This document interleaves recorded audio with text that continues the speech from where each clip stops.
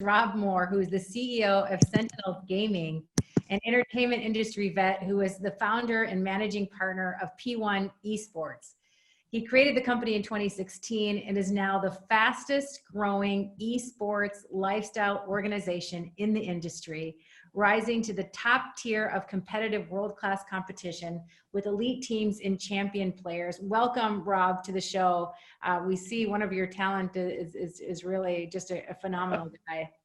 Well, before Kyle completely leaves, I say I'm still there. I mean, we owe a huge debt of gratitude to Kyle as we made a strategic shift as an organization 3 years ago to really focus on finding the best players in the newest games and then really trying to build the brand on the new games. And then Kyle goes to New York and wins the most unbelievable event and really put a spotlight on our organization that then really elevated the profile of an organization that was relatively new and much lower profile, that then turned into the ability to attract additional top players, including recently able to attract Sinatra, who was the player, getting to Gary's question, who jumped from being the MVP of the Overwatch League, leading the United States to a World Cup victory over Korea. And then he decided, and I think this was the one really key thing, getting to what Kyle's saying, is that he jumped in immediately. So therefore, there is no person on the planet who now has more experience in Valorant than Sinatra does, because he immediately jumped into the game and he brought the skill sets from his tradition, because he actually started in Counter-Strike. So he went from Counter-Strike to Overwatch and now into Valorant, and has led our team to winning 3 of the last 4 tournaments, including the big tournament this weekend, and has now made us into the #1 team in North America. And again, really now elevating to where the big rivalry in Valorant is between TSM, who is the traditional #1 esport gold standard entity, and now our team is on equal footing to them. And so that certainly, you know, was a confirmation of the strategy we launched, and then the spectacular play that Kyle put on in New York last year. And that combination has now put us in a position that, you know, that really gave us 3 years of head start in terms of the legwork we would have had to do to build the brand, of now where we are and how much more visibility we have, how much more success we have. And like I said, I just want to take one last chance to thank Kyle for what he did and what he did with us and for us. Rob, do you feel that your incredible career in the entertainment space gave you the context of segueing into this universe? Like, was it, you know, obviously sometimes when somebody has tremendous success in a prior life, they can't see the parallels because they're romantic about the past. And then other times it's their strength because they see pattern recognition. As I've gotten to know you through the years and respected you from afar prior to that and watching you navigate continuously, you think that was a advantage? And more importantly, for a lot of people that are watching right now that are fascinated by this space, what do you learn from that transition? Well, the key thing, you know, the movie business has had a real struggle evolving and adapting to what's happening in the world. And you see it today, where the movie theater owners were at war with Jeff Shell at Comcast when he said, we need to change the business model. That I lived through one of the most amazing transformations in the world, and most people didn't really process what it meant.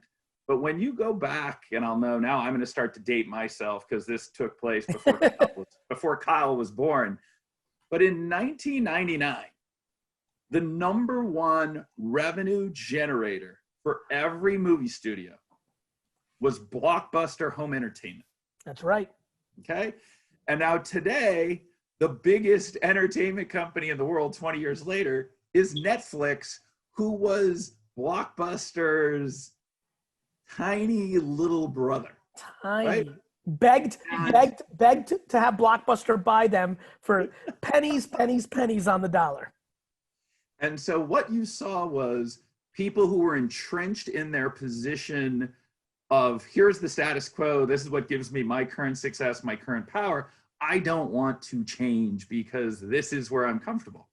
Then I saw a similar dynamic in the movie business with digital marketing when Twitter first launched and Facebook first launched. And again, people were struggling with where do we move our media dollars and how do we now engage with these new platforms and these new audiences? And we took one of the biggest jumps with the movie called Paranormal Activity, where we really embraced social media as a way to engage with fans and put out this content that tried to give viewers the impression that the movie was real and that this footage was actual footage because it was actually shot with a guy's camera in his own home with his own girlfriend. And so seeing that evolution and seeing how long it takes people to change.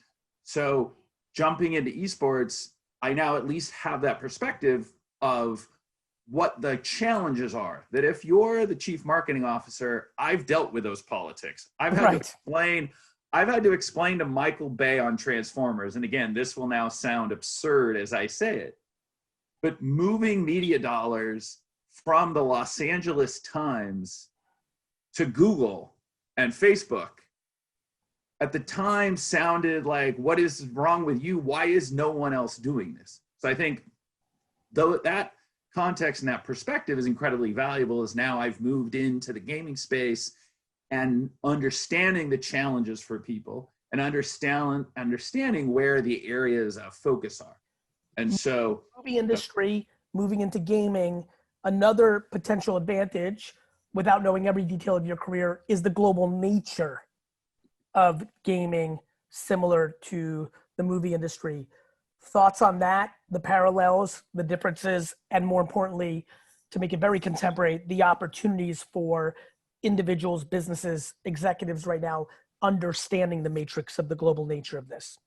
Yeah, I think the movie business really in the last 5 years became incredibly global and China became the second biggest market. And on some really big movies, like the last Transformers, China actually generating more business than the United States. Right, was the lead, right? Didn't they even had a character that was unique?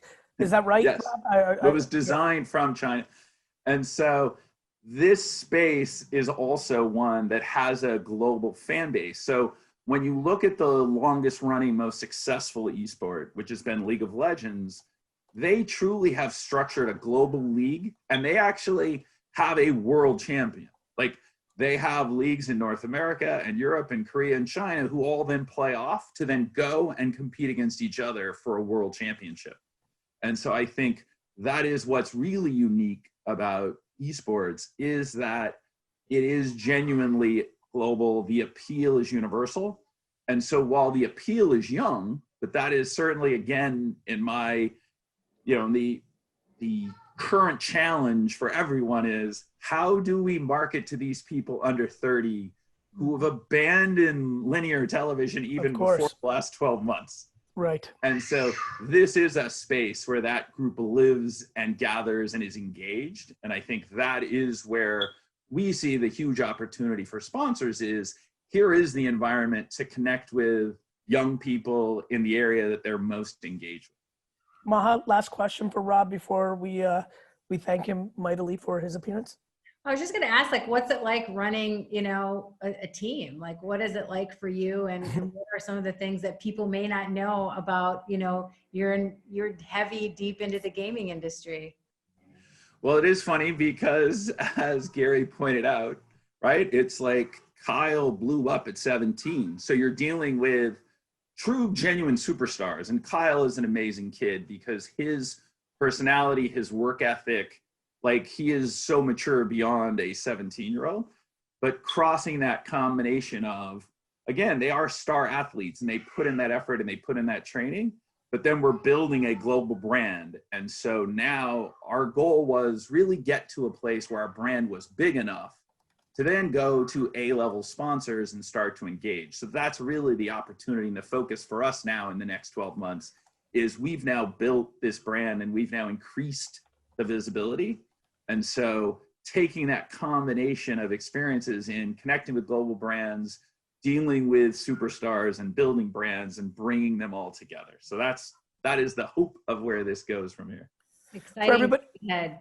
For everybody who's watching, I'll just part with this. If you're not familiar with Rob's work, Google it up. It could be a great framework and inspiration for many. Rob, thank you so much for being on.